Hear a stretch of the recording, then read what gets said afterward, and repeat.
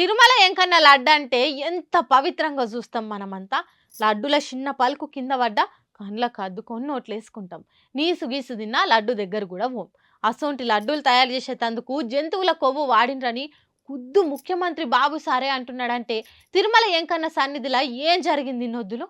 మరి రాజకీయంగా వైసీపీని ఇరికిద్దామని అన్నాడా, హిందువులను వైసీపీకి యాంటీ చేద్దామని అన్నాడా, జగన్ను దెబ్బతీస్తందుకు అన్నాడా ఏంది అన్న తెలియదు గాని చంద్రాల సార్ మాట్లాడిన మాటలు ఇప్పుడు మంటలు పుట్టిస్తున్నాయి. వైసీపీ సర్కారు ఉన్నప్పుడు తిరుమల ఎంకన్న లడ్డూల్లా నెయ్యికి బదులు జంతువుల కొవ్వు వాడిర్రు, నాకు ఆఫీసర్ల సంగతి చెప్పినప్పుడు జల్లుమన్నది, అట్టెట్లా చేసిర్రు అంటే నెయ్యికి ఖర్చు ఎక్కువైతుందని జంతువుల నూనె వాడిరు సార్ అని చెప్తే నా కళ్ళు బైర్లు గమ్మినాయి, గంతకు తెగిచ్చిర్రా అని బాధపడ్డా.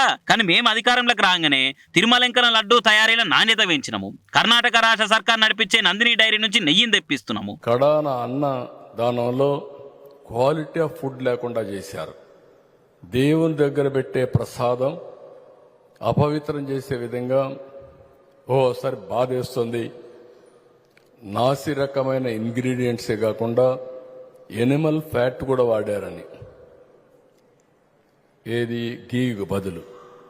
ఈరోజు స్వచ్ఛమైన గీదెమన్నాం, ప్రక్షాళన చేయమన్నాం, నాణ్యత పెరిగింది, ఇంకా కూడా నాణ్యత పెంచుతాం.